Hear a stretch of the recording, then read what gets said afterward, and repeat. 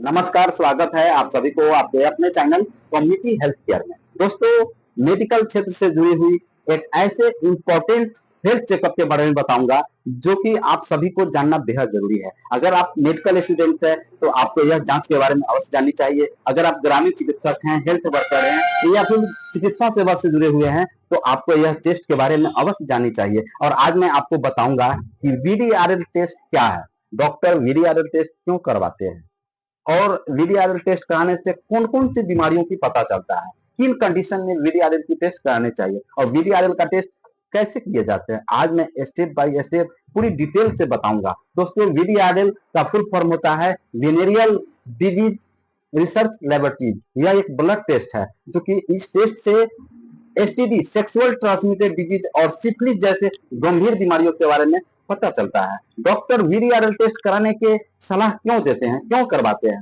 तो नंबर 1 है कि अगर किसी पेशेंट में वीडीआरएल यानी कि सिफिलिस का कोई लक्षण दिखे, एसटीडी, सेक्सुअल ट्रांसमिटेड डिजीज का कोई लक्षण दिखे तो इस कंडीशन में कराते हैं। और खास करके गर्भवती महिलाओं को हेल्थ चेकअप के दौरान उनको रेगुलर गायनकोलॉजिस्ट वीडीआरएल टेस्ट कराने की सलाह देते हैं। अगर किसी व्यक्ति को ब्लड डोनेशन से पहले स्क्रीनिंग कराए जाते हैं, शादी से पहले वीडीआरएल का स्क्रीनिंग कराए जाते हैं। इस तरह से अगर किसी व्यक्ति को जेनाइटल ऑर्गन में यानी कि प्राइवेट पार्ट्स में अगर इचिंग की समस्या है, स्वेलिंग की समस्या है, वुंड अल्सर की समस्या है, इसके साथ साथ उसमें काफी दर्द होता है, फटा फटा सा है, इस तरह के कंडीशन अगर आते हैं तो इस कंडीशन में डॉक्टर वीडीआरएल टेस्ट कराने की सलाह देते हैं।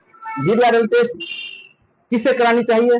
तो अक्सर अगर ऐसा लक्षण दिखे, जैसे सिफिलिस का लक्षण दिखे, सेक्सुअल ट्रांसमिटेड डिजीज का लक्षण दिखे या फिर प्राइवेट पार्ट्स में अगर इचिंग की समस्या हो, अल्सर की समस्या हो, रेसे निकल गया हो, फटा फटा सा हो, इस कंडीशन में इस जांच को अवश्य करानी चाहिए। वीडीआरएल टेस्ट कैसे किए जाते हैं? बहुत ही सिंपल और बहुत ही सरल तरीका मैं बताऊंगा कि सबसे पहले मरीज का ब्लड निकाला जाता है। मरीज का ब्लड निकालने के बाद वो जो सीरम होता है, सीरम में स्पेसिफिक एंटीजन डाले जाते हैं और उसे देखते हैं, रिएक्शन कराते हैं। रिएक्शन का क्या कंडीशन बनता है? अगर रिएक्शन पॉजिटिव आता है इसका मतलब है कि आपको सिफिलिस है, या आपको इसका मतलब है कि आपको एसटीडी, सेक्सुअल ट्रांसमिटेड डिजीज है। तो इस यह जांच का जो है ना, यह कराने की यह विधि है।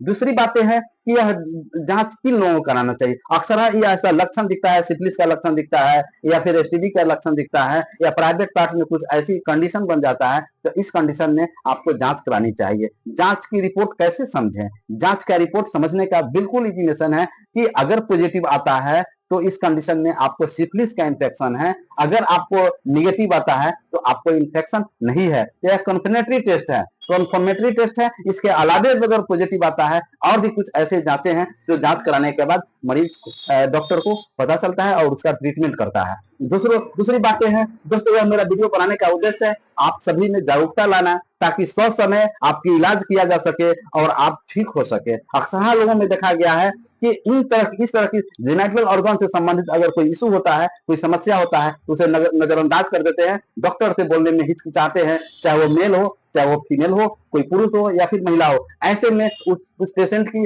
जो सीवियरिटी है वह बढ़ जाता है और वह परेशान हो जाते हैं। दोस्तों, आप सभी लोग स्वस्थ रहे ऐसी हम कामना करते हैं। जय हिंद, जय भारत।